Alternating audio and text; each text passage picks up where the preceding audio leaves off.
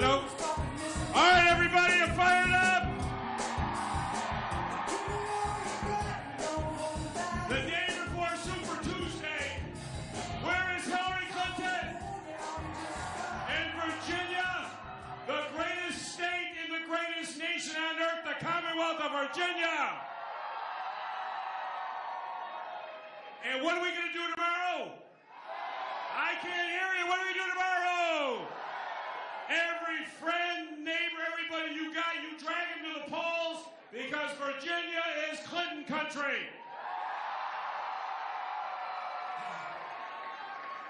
Hey, let me tell you, folks, I don't have to tell any of you, elections matter. 2 years ago, when you helped me get elected, remember I inherited a very large budget deficit. We had a tax on LGBT members. They were trying to shut our women's health clinics down. And let me tell you something. 2 years later, our economy is cranking the biggest budget surplus in the history of the Commonwealth. And you know what we did with that surplus? We invested the largest amount, $1 billion in education. So we need your help. Our economy, 4.2% unemployment, the lowest in years, the lowest of any state in the southeast United States of America. And guess what? 16,500 former felons have now had their rights back, more than any governor of Virginia history. So elections matter. And it matters that Hillary Clinton gets elected president of the United States of America. Because she will fight for you. She will fight to make sure everybody has opportunities to have great jobs, protect our environment, but give everybody an opportunity, something she has done her entire life. She is a progressive who gets results done for you. So, folks, are we ready? And let me tell you, tomorrow night when that TV comes up and that map of Virginia comes up, there's going to be a check mark for Hillary Clinton because of you. So, folks, let's hear it up for our nominee of the Democratic Party and the next president of the United States of America, Hillary Clinton.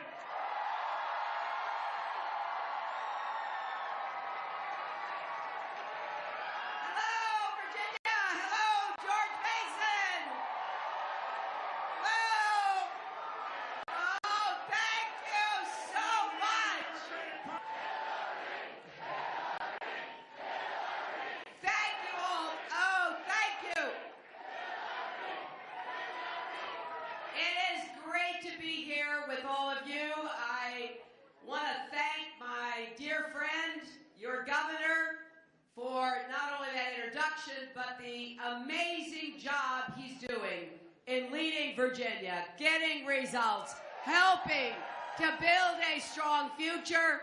I am thrilled to have this opportunity to spend a little time with you the day before this important election.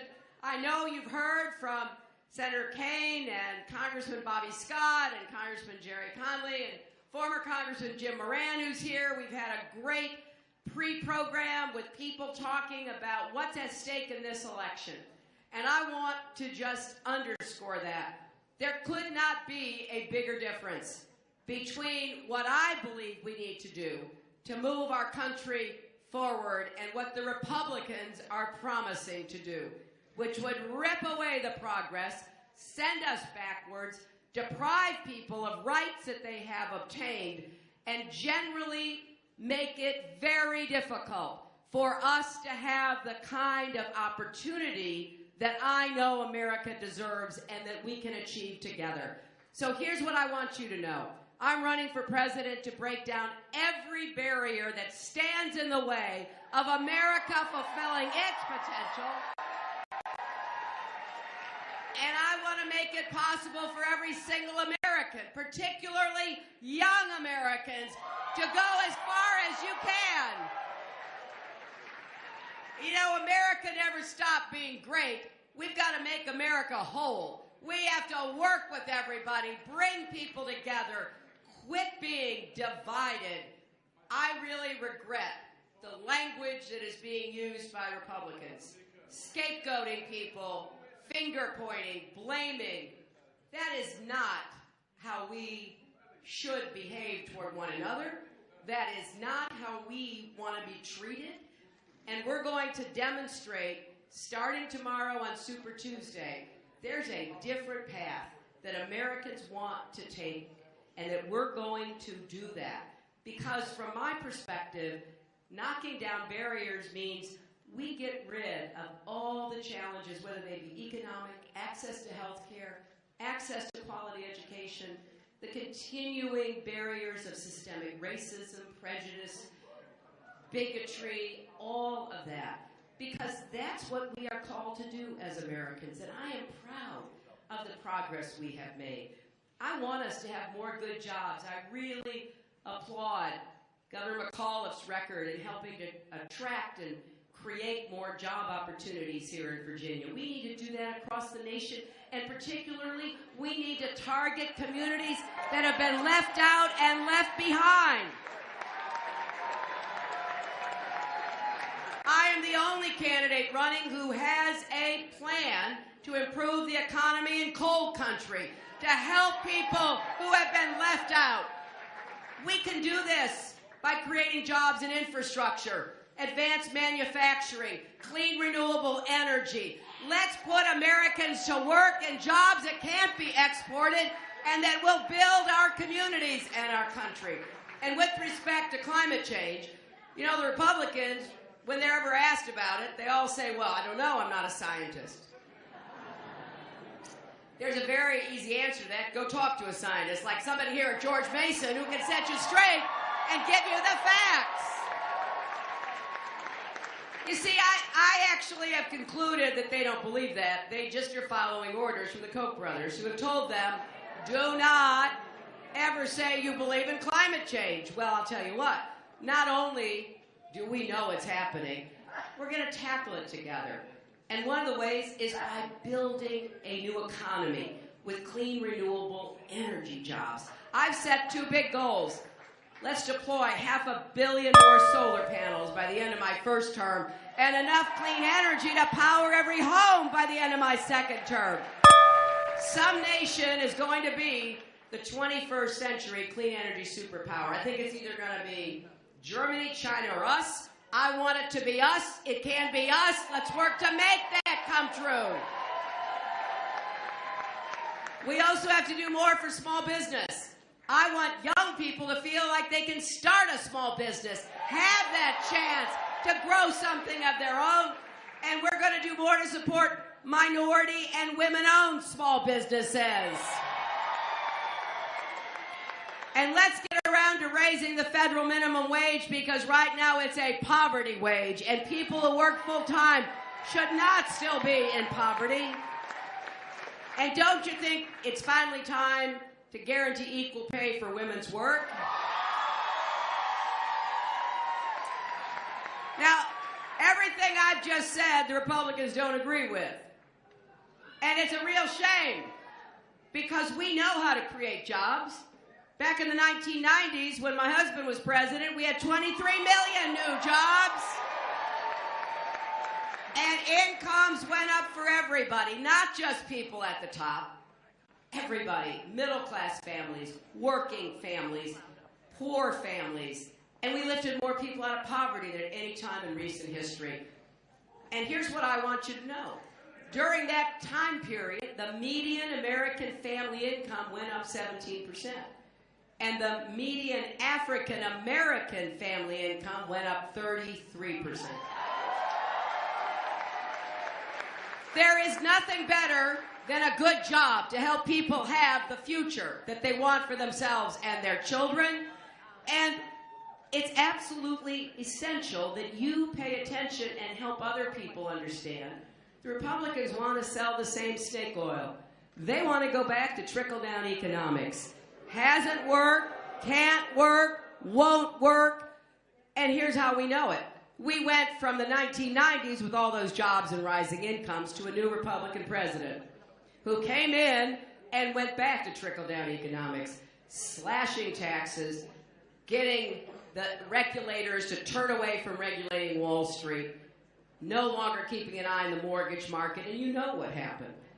You know, we had another new, young, dynamic Democratic president come in and was handed the worst financial crisis since the Great Depression. You know, after that '08 election, President-elect Obama called, asked me to come see him in Chicago. I didn't know why. Turned out he wanted to ask me to be Secretary of State, but before we got to that, he just looked at me and he said, "It is so much worse than they told us." And it was. We were losing 800,000 jobs a month. 9 million Americans lost their jobs. 5 million homes were lost, and $13 trillion in family wealth was wiped out. I don't think President Obama gets the credit he deserves for digging us out of the ditch that the Republicans put us into.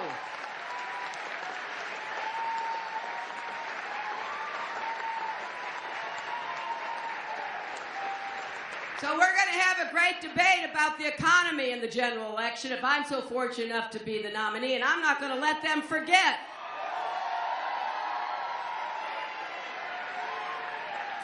And we'll talk a lot to the American people about what's at stake. We'll also talk about health care, because I will defend the Affordable Care Act, which has helped 19 million Americans get access to health care. We're at 90% universal health coverage. We have 10% to go. The Republicans keep trying to repeal it. 63 times they have voted to repeal it. And you know what? They won't tell you what they want to put in its place. They won't tell you, because if they do, you're not going to like it, because they're just going to hand it back to the insurance companies, and we'll be right back where we were. Because remember, before there was something called Obamacare, there was something called Hillary Care. Because I was trying to get to universal health care coverage.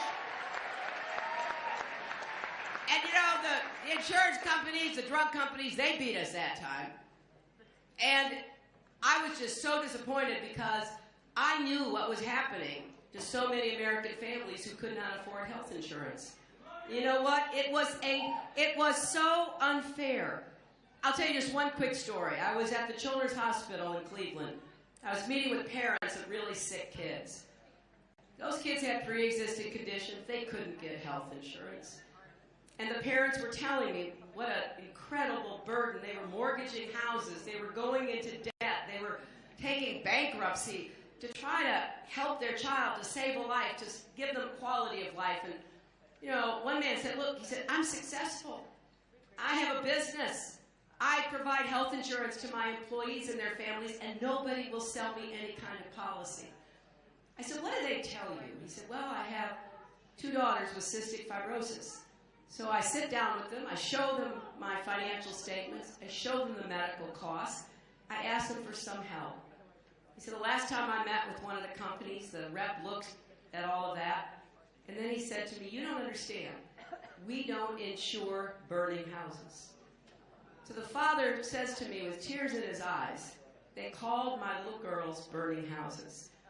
I want you to remember that, because one of the reasons I worked with Republicans and Democrats to create the Children's Health Insurance Program, which insures 8 million kids now, was at least to try to help kids like that get some medical care and give their families some peace of mind.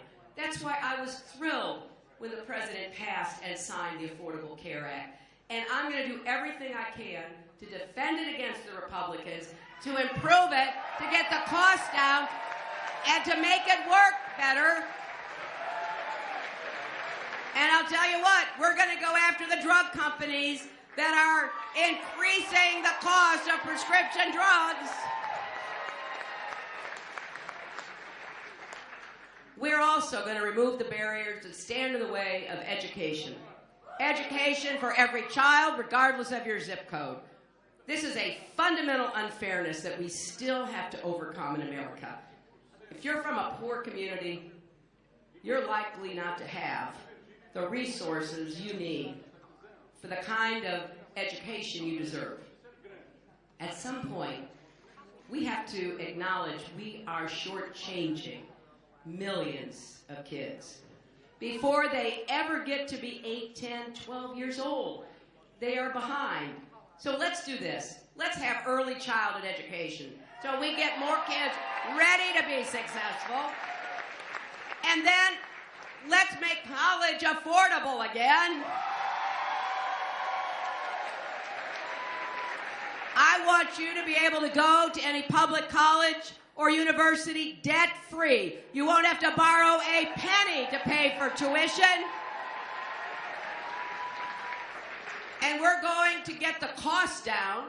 We're also going to work with states like this one where the governor just said he got $1 billion more for education. We need states to start putting more money back into higher education. We have enough prisons. We don't need any more prisons. We need investment in higher education instead. And then we're going to tackle the debt problem for people who already have debt. How many of you have student debt? I'm not surprised. I'm not surprised. Anybody here have an interest rate higher than 10%? 11%. Higher than 11? 12%. I feel like I'm in an auction. How much? 14%. Okay, I want everybody to just listen to that. We haven't had interest rates that high for anything besides student debt. You can refinance your car. You can refinance your home. Corporations can refinance their debt. And we are saddling young people trying to get their education with these debts and an interest rate that is as high as 14%. And people are afraid to go to school because they're afraid that if they borrow the money, they're never going to get out from under the debt. So here's what we're going to do. We are going to refinance all this debt. Get the interest rates down as low as they are for everything else in the economy. And then we're going to move people into income repayment plans like I had and my husband had. We graduated with debt from law school, but we were in a plan where we paid it back as a percentage of our income. I want every young person to have that same option. And if you do public service, national service, we will cut it, discount it, and even forgive it after a certain period of time. And we're going to put a deadline. If you pay your debt back every month faithfully, at the end of 20 years, it doesn't matter how much is left, you're done. We're not going to have you carrying that debt around. And I'm not going to let the federal government make money off of lending money to young people. It should be an investment we make, not a money-making proposition. Now, I do have a disagreement with my esteemed opponent in the Democratic primary because he wants to give everybody free college, and there's two problems with that. One is that does nothing to get the cost down. If you're going to have a guarantee of free money, there's no reason to try to get the cost down. The other problem with it is I think people who can afford, upper-class, rich people, they should pay. I am not going to tax you and your family to send Donald Trump's youngest child to college for free.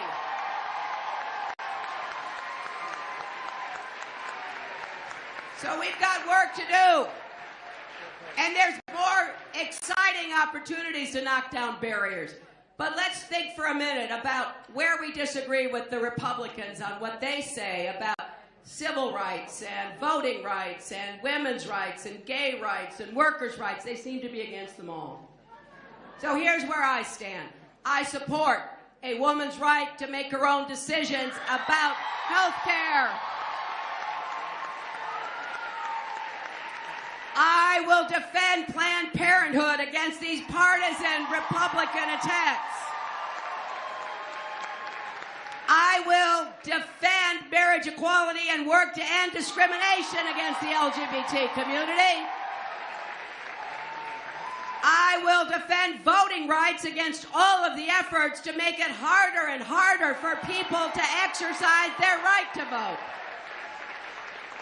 I will do everything I can to end Citizens United, one of the worst decisions that has ever been decided. And I applaud President Obama for fulfilling his constitutional responsibilities to actually nominate a Supreme Court justice.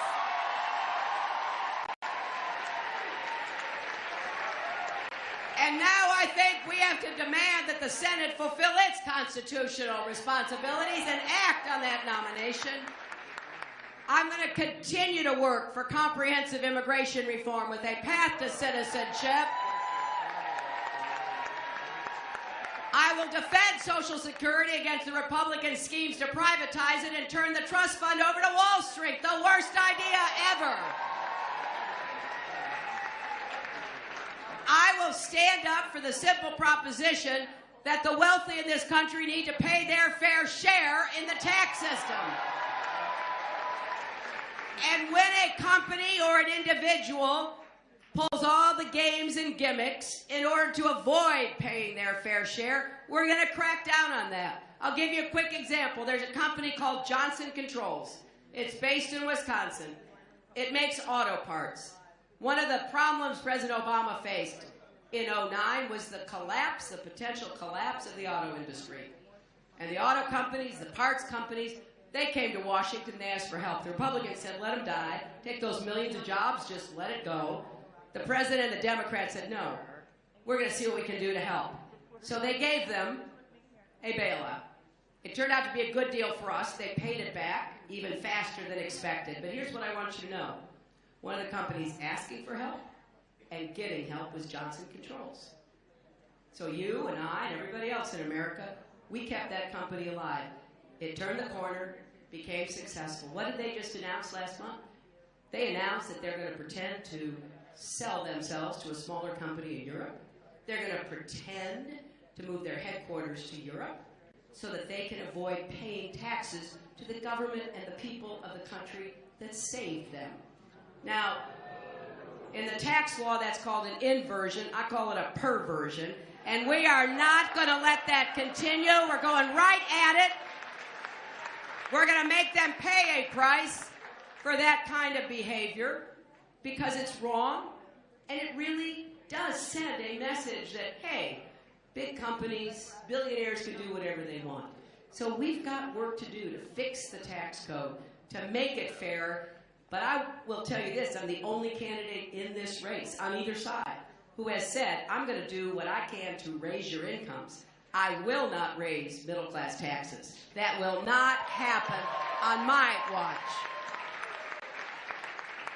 Now, I also want to tell you that I, like a lot of people, am sick of looking on the internet, turning on the news to see another mass killing in America.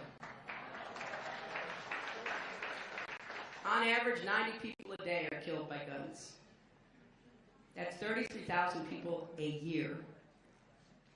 People talk about the really powerful lobbies in Washington. They talk about Wall Street and drugs and insurance companies and big oil. The most powerful is the gun lobby. And it's time we all stood up to them and work to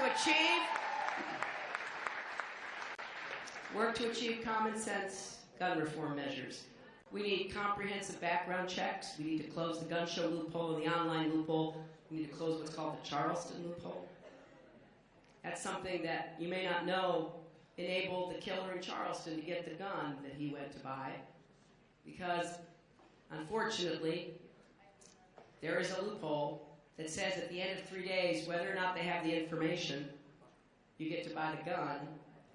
And what happened with this young man is that they found out only later he should have been able to buy the gun because he had a record. But he took that gun, he went to the Mother Emanuel Church in Charleston, he walked into Bible study, and he was welcomed. You know, those of us who are people of faith, we know you're called to welcome the stranger. He was welcomed. He sat down in that Bible study. He listened to those faithful people talk about the Bible. And then about an hour later, he stood up and murdered 9 of them. If we can't figure out how to respect the constitutional rights of responsible gun owners, but keep guns out of people who have felony records, who are fugitives, stalkers, have domestic violence restraining orders against them, are dangerously mentally ill, shame on us. And here's the worst example of the overreach by the gun lobby. There's something called the no-fly list. You get on it because you have some connection to terrorists or terrorism. So the gun lobby won't even let the Congress pass a law prohibiting people on the no-fly list from buying a gun. Now, what is it about being a terrorist that gives you Second Amendment rights that can be exercised potentially by somebody who wants to do harm to Americans? 92% of Americans agree with what I'm proposing. 85% of American gun owners agree with what I'm proposing. Now, I want to knock down these barriers. I want to lift people up, create more opportunity, but I can't do it without your help. I need your help tomorrow. I hope everyone will turn out and vote in the Virginia primary. And here's what I want you to know. If you go out and vote for me tomorrow, I will stand up and fight for you throughout this campaign, no matter who the Republicans nominate. In fact, I got to tell you, I'm looking forward to those debates. Because at some point, you can't just say whatever pops into your head if you want to be the President of the United States of America.